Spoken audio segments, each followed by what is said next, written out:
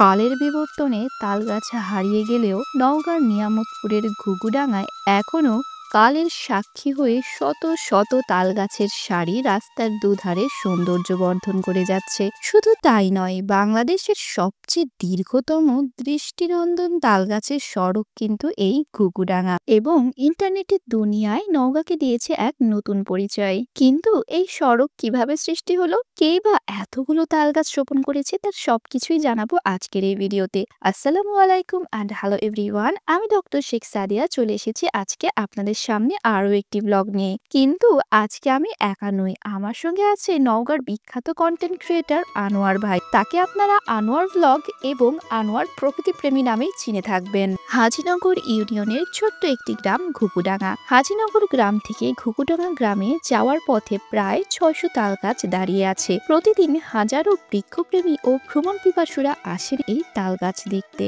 মহাদেবপুর উপজেলার একজন বৃক্ষপ্রেমী ভিক্ষুকের হাতে লাগানো এই তালগাছগুলো, যার নাম গহের আলী, দীর্ঘ ২০ বছর ধরে একক প্রচেষ্টায় ভিক্ষের টাকায় তালের আটি জমিয়ে মজুমদার মোড় থেকে ঘুঘুডাঙ্গা পর্যন্ত সারিবদ্ধ তালগাছ এবং নওগাঁ ও রাজশাহী মহাসড়কের নহাটা থেকে বেলিব্রিজ এলাকা ও রাস্তার আশেপাশে সহ প্রায় ১২,০০০ তালগাছ রোপণ করেন। তার অক্লান্ত প্রচেষ্টার মাধ্যমে তালগাছগুলো বড় করে তোলেন, যা বর্তমানে ভ্রমণ কেন্দ্র ও ঐতিহাসিক স্থান হিসেবে পরিচিতি পাচ্ছে এবং আশেপাশের শত শত মানুষের কর্মসংস্থান সৃষ্টি করেছে গহের আলীর এই তালের সাম্রাজ্য।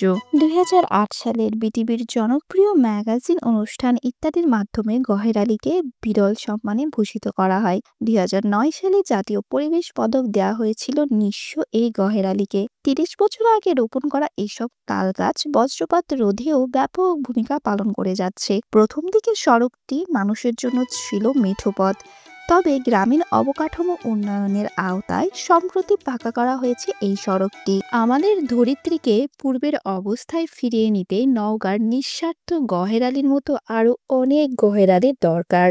রাজশাহী থেকে ডাইরেক্ট ফেরিঘাট আসবেন, ফেরিঘাট থেকে গাবতলী বাজার, গাবতলী বাজার থেকে ছাত্রা বাজার, ছাত্রা বাজার থেকে ঘুঘুডাঙ্গা। মানে ইজি একটা বিষয়। আজকের এই ভিডিওটি এতটা প্রাণবন্ত হয়েছে আনোয়ার ভাইয়ের উপস্থিতি এবং তার নিপুণ হাতের ড্রোন শৈলীর জন্য। আমরা অনেকদিন হলোই প্ল্যান করছিলাম ঘুঘুডাঙ্গায় আসবো, তাই আনোয়ার ভাইয়ের ইনভিটেশন পেয়ে আর দেরি না করে সবাই মিলে আমরা চলে এসেছি ঘুঘুডাঙ্গাতে। এখানে এসে আনোয়ার ভাইয়ের এত স্পেশাল আতিথেয়তায় আমরা খুবই মুগ্ধ, তাই তাকে একটা স্পেশাল থ্যাঙ্কস। আজ গহের আলী বেঁচে নেই, কিন্তু তার স্মৃতি এখনো দাঁড়িয়ে আছে, যা থেকে আমরা আনন্দ উপভোগ করছি।